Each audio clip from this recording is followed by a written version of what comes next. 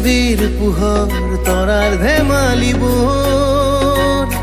চিলাৰ দৰে উৰে বাউলি মন জীপাল আমাৰ সপোনবোৰ এজাক মৰমেৰে শুনি জীৱন পৃথিৱীৰ পোহৰ তৰাৰ ধেমালিবোৰ চিলাৰ দৰে উৰে বাউলি মন সৰু সৰু আশাৰে সজাই থওঁ আমি